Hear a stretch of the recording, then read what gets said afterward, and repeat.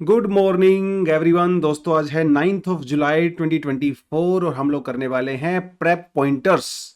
और आज जो टॉपिक्स आपके मैं लेके आया हूं वो थोड़े से बेसिकली प्रीलिम्स ओरिएंटेड ही हैं। और मतलब आगे बढ़ने से पहले थोड़ा सा आपको बता देता हूं कि ये जो वीडियो हम लोग लेके आते हैं, यहाँ पे जो भी टॉपिक्स हम लोग कवर करते हैं, 5 6 7 कवर जो टॉपिक करते हैं वो आपके प्रीलिम्स ओरिएंटेड होते हैं। इनके फैक्ट बेस्ड ज़्यादा होते हैं, मेमोरी बेस्ड ज़्यादा होते हैं, इसलिए इन टॉपिक्स में बहुत ज़्यादा इन डेप्थ एनालिसिस की रिक्वायरमेंट नहीं होती है।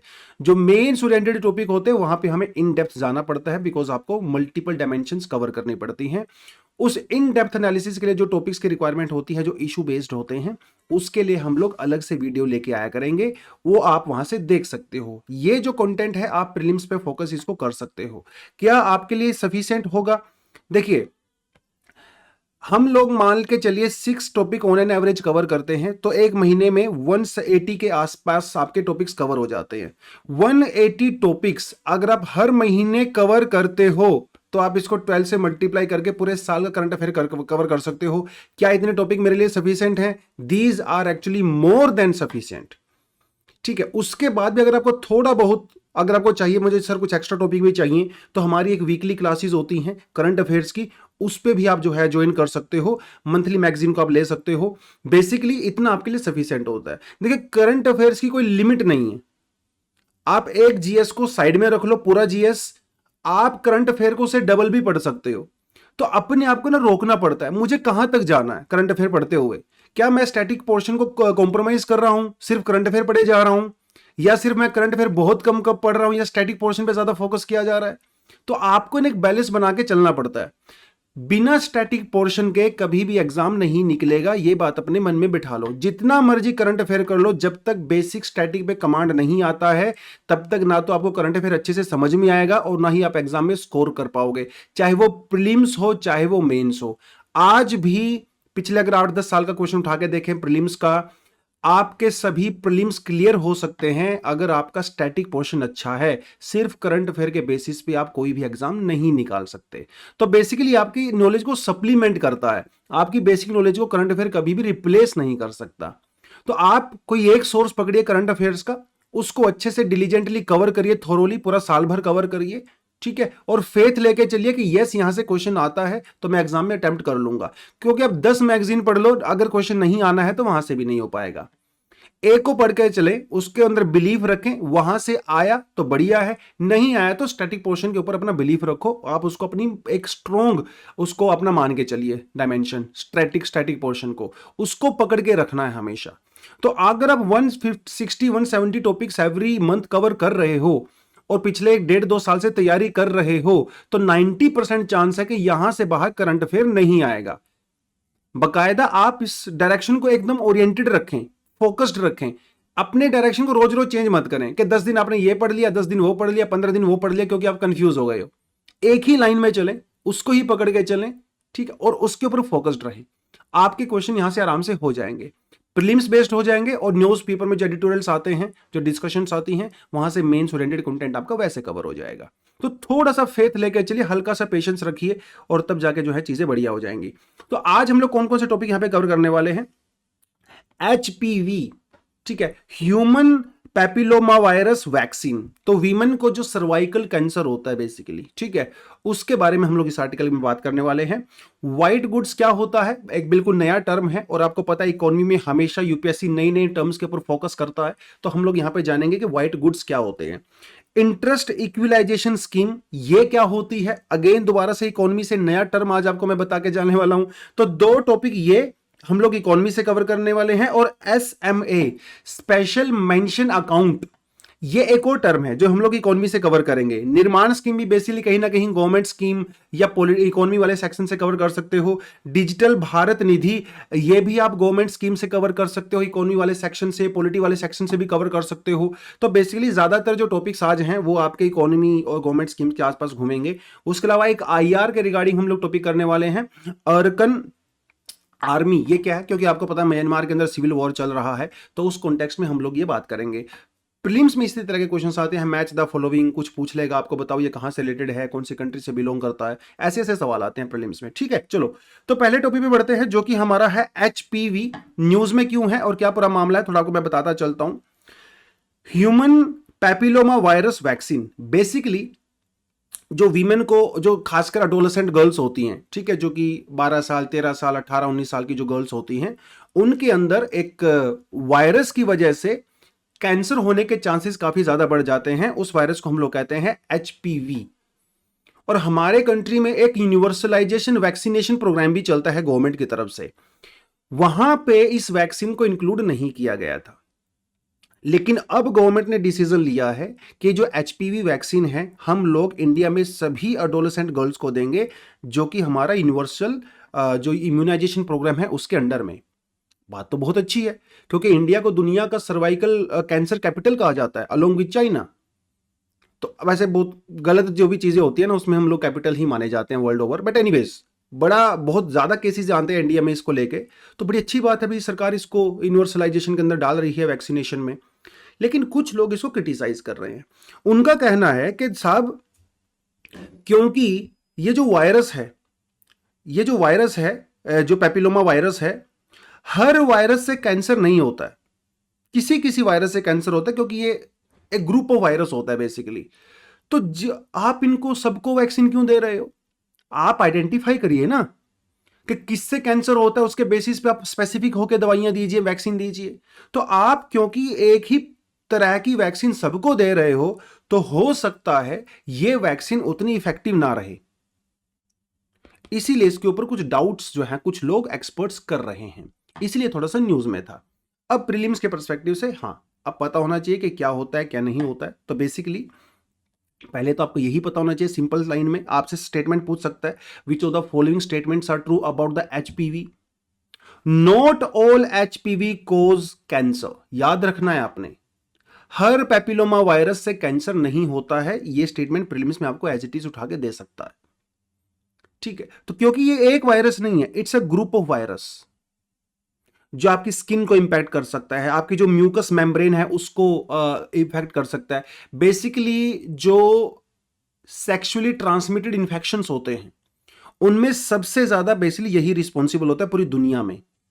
तो ज्यादातर जो इसका ट्रांसमिशन होता है बेसिकली वो भी सेक्सुअल एक्टिविटी की वजह से ही होता है। तो वजाइनल, एनल, ओरल सेक्स जब किया जाता है, इंटीमेट जो स्किन टू स्किन कांटेक्ट होता है, और जब सेफ्टी प्रिकॉशंस नहीं लिए जाते हैं, तो फिर ये वायरस आपको हो सकता है, और ये इसकी वजह से फिर बाद में कैंसर भी हो जाता है।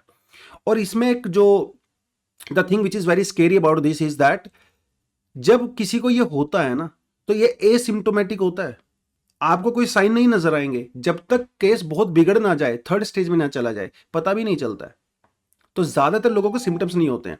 यूजुअली वायरस के केस में, हम लोगों ने कोविड के केस में भी देखा, जब वायरस एसिम्टोमेटिक होता है तो बहुत कम चांसेस होते हैं कि वो स्प्रेड करे from one person to another person, है ना। लेकिन इसमें ऐसा नहीं है। A person can be asymptomatic, लेकिन उसके बावजूद भी वो पर्सन इसको ट्रांसमिट कर सकता है, skin to skin close contact की वजह से वो हो सकता है। तो बेसिकली जो जेनिटल एरिया होता है, ठीक है, वहां पे इसके सिम्टम्स आपको ज्यादा नजर आएंगे।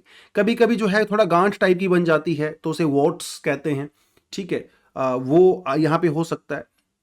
लेकिन एक बार अगर आपको ये हो गया ना, तो ये इन्फेक्शन अगर आप होगा, इसका कोई ऐसा क्योर नहीं है। इट्स बेटर, कैसे बचा जाए इससे, वैक्सीन लगवाई जाए और सेफ सेक्सुअल प्रैक्टिसेस की जाए, ये इससे बचने का बहुत सही तरीका होता है। इससे कैंसर हो सकता है लेटर ऑन, जो बहुत अगर एक्यूट हो जाए, तो cervical cancer, vaginal cancer, vulvar cancer women के अंदर, मेल में जो है पिनाइल कैंसर हो सकता है, एनल और थ्रोट कैंसर भी इससे हो सकता है, राइट। जो गर्ल्स हैं, जो वो 9 ईयर प्लस होती हैं, तो उनको ये वैक्सीन दिया जा सकता है, ठीक है, क्योंकि 10-12 साल में अगर कोई वीमेन अगर सेक्सुअली एक्टिव होती है, अगर उसकी प्यूबर्टी हिट होती है, तो उस केस में जो है इसके चांसेस थोड़े ज़्यादा बढ़ जाते हैं। तो बेसिकली वीमेन के फर्स्ट सेक्सुअल एक्टिविटी से पहले अगर ये वैक्सीन लगा दी जाती है, तो ये वैक्सीन सबसे ज़्यादा इफेक्ट करती है, सबसे ज़्यादा अच्छा रिजल्ट देती है। तो इसीलिए इसको पहले ही लगवा लेना चाहिए, 9 साल, 10 साल, 11 साल, 12 साल, तभी इसको लगवा लेना चाहिए। 2 से 3 डोज की इसमें रिक्वायरमेंट होती है, तो ये बड़ा ज़रूरी है। और इससे ज़्यादातर सर्वाइकल कैंसर आपको देखने को मिलता है। तो सर्वाइकल कैंसर जो है वो सर्विक्स को अफेक्ट करता है। सर्विक्स क्या होता है, जैसे ये वजाइनल एरिया होता है, तो इसके ऊपर आपको यहाँ पे जो है वो सर्विक्स देखने को मिलता है। ठीक है, ये ऊपर ओवरी रहती है, ये आपका यूट्रस रहता है, तो ये है सर्विक्स। इसका कैंसर हो सकता है अगर आप अनसेफ सेक्सुअल प्रैक्टिसेस करते हो, तो ये हो सकता है। तो जो भी इस वीडियो को देख रही हैं वीमेन, ठीक है, जिन्होंने अभी तक वैक्सीन नहीं लगवाया है, कम एज की हैं, तो प्लीज़ आप इसको लगवा सकते हो, सेफ्टी के लिए बहुत ज़्यादा ज़रूरी होता है। अगर गवर्नमेंट इम्यूनाइजेशन से में तो फ्री में लगेगा, लेकिन अगर आपको प्राइवेट हॉस्पिटल में भी जाके लगवाना पड़े तब वो भी लगवा सकते हो, लगवाना ज़रूरी है ये। ठीक है, okay, let's move to the next topic, white goods. White goods क्या होता है? Government has reopen the window for the white goods manufacturers to apply for the production link incentive scheme. पहले तो आपको ये बताता चलता हूं कि प्रोडक्शन लिंक इंसेंटिव स्कीम क्या होता है। बेसिकली जैसे आपको एक एग्जांपल देता हूं मैं यहाँ पे छोटा सा। जैसे आप कोई इलेक्ट्रिकल व्हीकल बनाते हो, आप ईवी कोई गाड़ी बनाते हो, 2022 में आपने जो है वो टोटल 1000 गाड़ियां सेल किया। 2023 में आपने लेट से 1200 गाड़ियां सेल किया। 2024 में लेट से आपने 2000 गाड़ियां सेव किया, आपने सेल कर दिया। तो बेसिकली ईयर ऑन ईयर आपका प्रोडक्शन बढ़ रहा है, क्योंकि देश में लोग ज्यादा ईवी परचेज कर रहे हैं। तो गवर्नमेंट आपको इंसेंटिव देती है।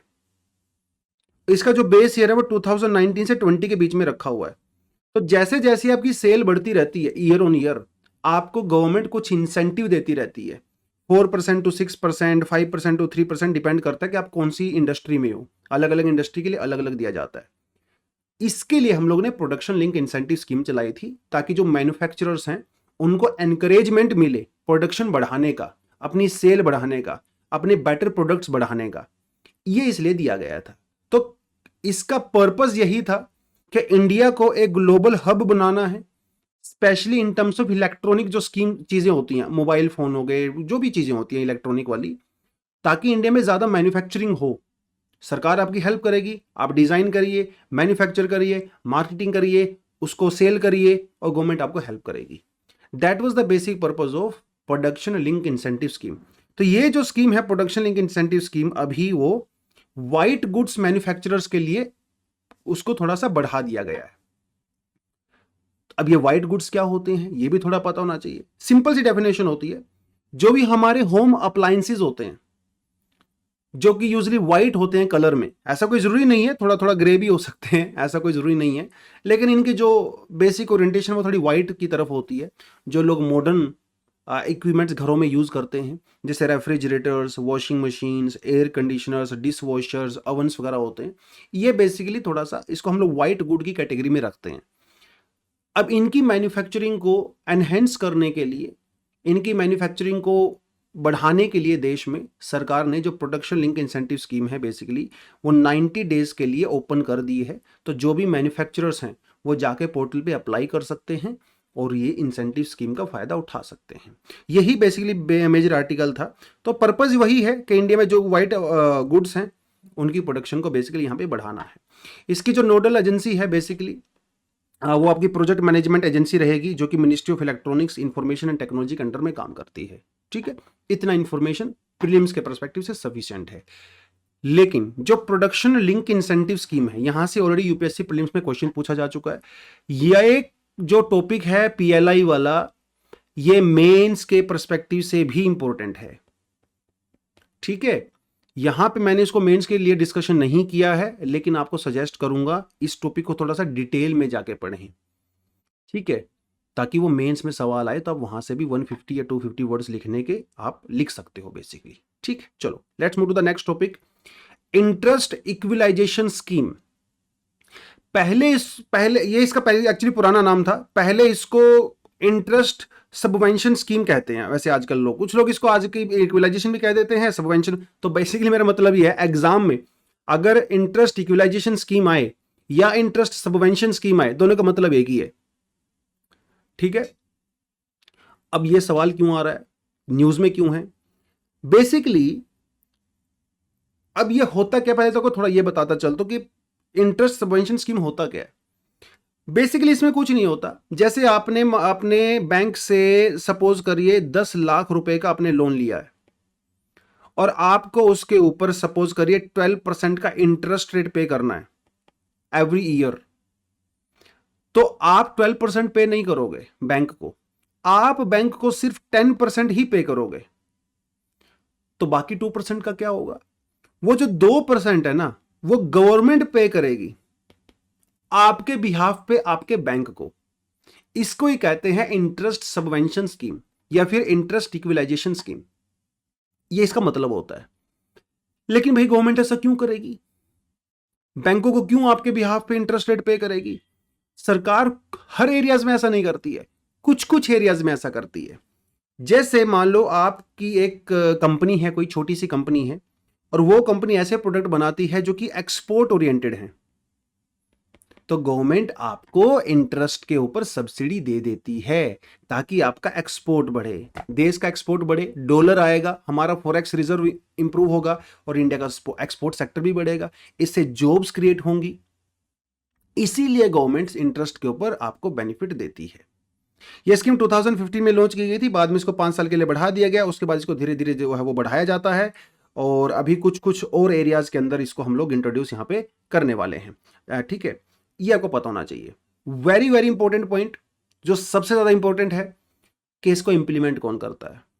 इसको आरबीआई इंप्लीमेंट करती है, ध्यान देना है। इसको नाबार्ड नहीं करता, इसको सेबी नहीं करता, मिनिस्ट्री ऑफ फाइनेंस नहीं करती है, डीपीआईटी नहीं करता है, it is implemented by RBI. सबसे इंपॉर्टेंट पॉइंट है।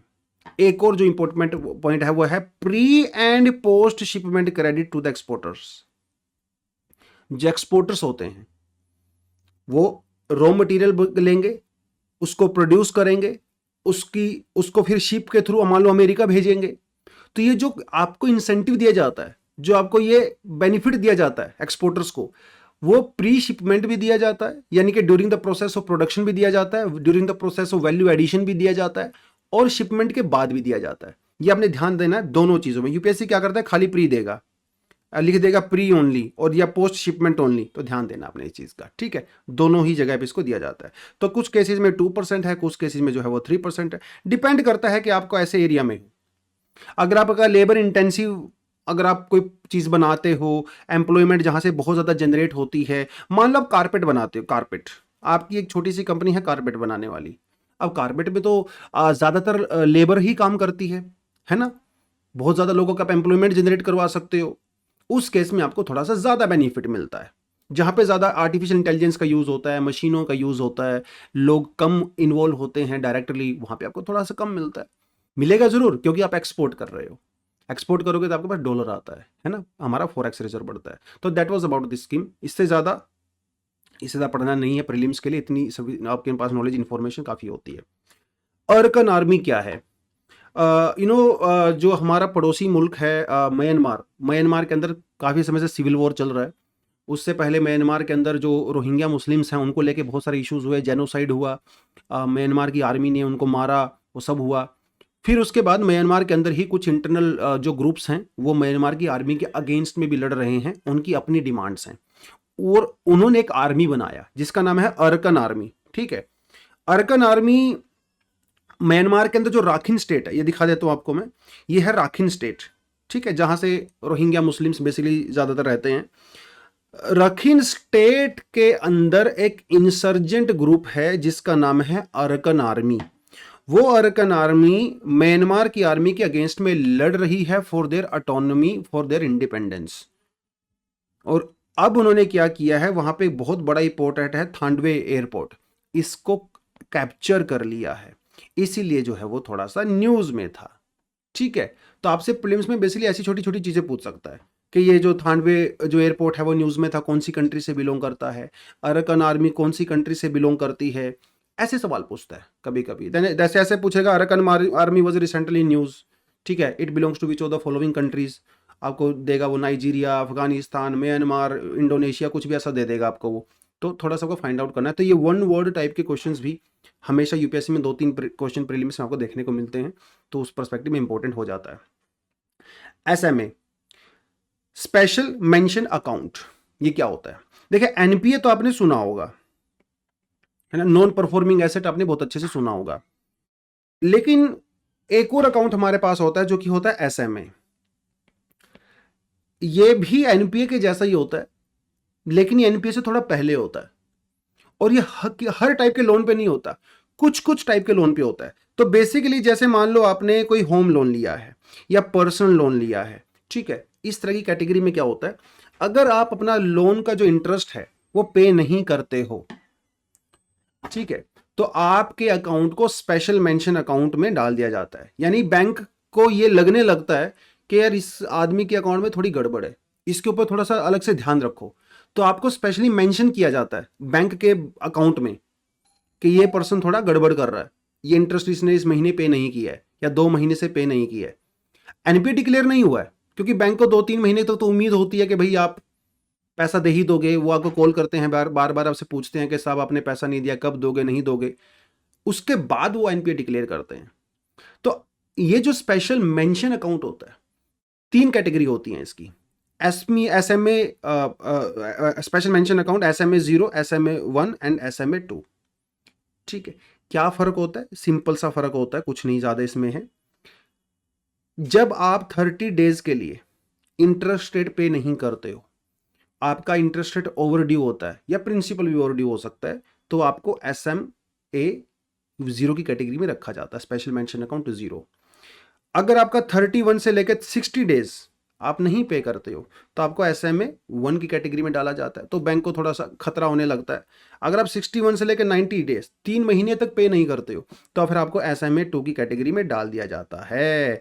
और 90 डेज के बाद क्या होगा? 90 डेज के बाद आपको हम लोग एनपीए डिक्लेयर कर देंगे, ठीक है। तो अगर आपको ऐसा लगता है कि 90 दिनों के बाद असली खेल शुरू होता है, जी नहीं, 30 डेज के बाद ही खेल शुरू हो जाता है। तो बैंक आपके ऊपर नजर रखने लगता है। अगर आप 1 महीने तक इंटरेस्ट रेट पे नहीं करते हो तो आप सब 0 की कैटेगरी में आ जाते हो, SMA 0, फिर देन SMA 1, SMA 2, फिर एनपीए। तो आपसे एग्जाम में ऐसा पूछ सकता है कि जो टाइम ड्यूरेशन होती है वो एनपीए में ज्यादा होती है फिर SMA में ज्यादा होती है। ध्यान देना है, एनपीए में ज्यादा होती है, that is more than 90 days, ठीक है। SMA में थोड़ा उससे कम होता है। ऐसे सवाल एग्जाम में आपसे डेफिनेटली पूछ सकता है। थोड़ा आगे बढ़े। डिजिटल भारत निधि। डिजिटल भारत निधि से पहले आपको यूनिवर्सल सर्विस ऑब्लिगेशन फंड के बारे में पता होना चाहिए। यह फंड हम लोगों ने बहुत साल पहले बनाया था, ठीक है, अंडर न्यू टेलीकॉम पॉलिसी 1999। इसका पर्पस क्या था? देखिए, वो एक जमाना ऐसा हुआ करता था जो देश में नए नए मोबाइल फोन्स आ रहे थे, है ना, गांव में टावर्स लगाए जा रहे थे, शहरों में टावर्स पहले लगे, नेटवर्क मिला, लोगों को मोबाइल फोन मिला। और आपको पता है डिजिटल टेक्नोलॉजी जिसके हाथ में सबसे पहले आई, डेवलपमेंट उसका सबसे पहले हुआ। तो बेसिकली उस समय सरकार को यह लगा कि गांव में या जो दूर दराज के एरिया हैं, मोबाइल एरियाज हैं, वहां पे टेलीकॉम सर्विसेज को पहुंचाना बहुत जरूरी है। उसके लिए हम लोगों ने क्या बनाया? यूनिवर्सल एक्सेस लेवाई ये बनाया। इसमें क्या होता है, जो कि टेलीकॉम ऑपरेटर्स होते हैं, जैसे एयरटेल है, रिलायंस, तब तो रिलायंस नहीं था, है ना, जैसे एयरटेल है या जो भी है, इनको कुछ परसेंटेज अपने प्रॉफिट का गवर्नमेंट को देना पड़ता है। इट्स लाइक अ टैक्स, ठीक है, गवर्नमेंट को देना पड़ता है। वो जो पैसा होता है वो जाता है आपका यूनिवर्सल सर्विस ऑब्लिगेशन फंड के अंदर में। जैसे एयरटेल ने मान लो 50 करोड़ रुपया दिया तो ये यहां जाएगा, ठीक है। अब इसको गवर्नमेंट यूज करेगी किस लिए? ताकि रूरल एरियाज में, रिमोट एरियाज में नेटवर्क इंप्रूव किया जा सके, वहां के लोगों को भी डिजिटल सर्विसेज दी जा सके। यह था हमारा यूनिवर्सल सर्विस ऑब्लिगेशन फंड। लेकिन अब क्या हो गया? अब गवर्नमेंट इसको रिप्लेस कर रही है with a new fund which is called digital Bharat Nidhi. तो पुराने वाले को रिप्लेस कर दिया, नए वाला लेके आए हैं। इस नए वाले में क्या होगा? जो टेलीकॉम ऑपरेटर्स हैं उनके टोटल एडजस्टेड ग्रोस रेवेन्यू का, जो साल भर में वो लोग करते हैं, उसका 5% कहां जाएगा? कंसोलिडेटेड फंड ऑफ इंडिया में जाएगा, CFI में जाएगा, मतलब गवर्नमेंट के पास जाएगा। यहां से गवर्नमेंट उस पैसे को डिजिटल भारत निधि के अंदर ट्रांसफर करेगी। अब डिजिटल भारत निधि के अंदर एक बार जब बहुत सारा पैसा आ जाएगा तो फिर वो उसका यूज करेंगी रूरल, रिमोट, अर्बन एरियाज में डिजिटल सर्विसेज को पहुंचाने के लिए, for the purpose of inclusive growth, ताकि वहां पे लोगों को अफोर्डेबल, सस्ती सुविधाएं मिल सके, दूर दराज के गांव के लोग भी नेटवर्क से जुड़ सकें। वो सब यहां पे किया जाएगा इस निधि के द्वारा, ठीक है। जैसे मान लो आपको टावर लगाने, अब मान लो उत्तराखंड में कोई गांव है, 2-4 गांव हैं जहां पे टावर ही नहीं है, तो नेटवर्क भी नहीं होगा। तो ये निधि से क्या करेंगे ये लोग, ये ओपन बिडिंग करेंगे, ठीक है, कंपनीज को इनवाइट करेंगे और उनको इनवाइट करेंगे, भाई यहाँ पे 50 टावर लगाने हैं, तो जो कंपनी सबसे सस्ते में लगाएगी हम उसको जो है अपना कॉन्ट्रैक्ट दे देंगे। तो वो प्रोसेस जो है बेसिकली यहाँ पे किया जाएगा, लेकिन अल्टीमेट पर्पज वही है, दूर दराज के गाँव के एरियाज में नेटवर्क पहुंचाना है, वो भी सस्ते में। ठीक है, चलो नेक्स्ट इज निर्माण स्कीम। निर्माण स्कीम ये तो बिल्कुल आपसे ही रिलेटेड है। तो जिन स्टूडेंट्स का प्रीलिम्स क्लियर हो जाता है और जो मेंस निकलने वाले हैं, उनको गवर्नमेंट की तरफ से 1 लाख रुपया हेल्प दिया जाएगा, 1 लाख रुपए प्रीलिम्स क्लियर करने पे। लेकिन सबको नहीं, there are terms and conditions. Terms and condition ये हैं, you should belong from the SC category, ST, either female or the third gender. एक तो कंडीशन ये है। दूसरी कंडीशन ये है कि you must belong to 39 districts where Coal India Limited operates. Coal India Limited की बहुत सारी माइंस हैं इंडिया में, 80% से ज्यादा जो कोल प्रोडक्शन है, जो माइनिंग है, वो कोल इंडिया लिमिटेड ही चलाती है। तो हमारे पास एक कॉन्सेप्ट होता है जिसे बोलते हैं CSR, कॉर्पोरेट सोशल रिस्पॉन्सिबिलिटी, जिसके अंदर कंपनीज को अपना 2%, अपने प्रॉफिट का 2% सोशल सर्विसेज के लिए देना पड़ता है। तो कोल इंडिया लिमिटेड को बड़ा आइडिया आया कि हम लोग ये करते हैं, CSR का यूज भी हो जाएगा और बच्चों की हेल्प भी हो जाएगी। तो वो बच्चे जो कि इन 39 डिस्ट्रिक्ट से बिलोंग करते हैं, जो कि SC, ST, फीमेल या थर्ड जेंडर हैं, और जिनकी फैमिली की income 8 lakh, annual income 8 lakh से कम है, उनको 1 लाख रुपया दिया जाएगा। ठीक है, सबके लिए नहीं है। और ये पूरी प्रोसेस टोटली ऑनलाइन होने वाली है। तो डिजिटल पोर्टल पे आप जाएंगे, वहां पे अपना रोल नंबर वगैरह वो सब डालेंगे, अपनी डिटेल्स डालेंगे, अपना इनकम सर्टिफिकेट वगैरह वो सब डालेंगे, और आपके अकाउंट में 1 लाख रुपए खटाखट खटाखट आ जाएगा। ठीक है, तो थोड़ी सी इन्फॉर्मेशन कोल इंडिया के बारे में। ये इंडिया का नहीं बल्कि दुनिया का लार्जेस्ट कोल प्रोड्यूसर है, जो कि इंडिया में है, और ये एक गवर्नमेंट ऑफ इंडिया के द्वारा ओन की जाने वाली कंपनी है।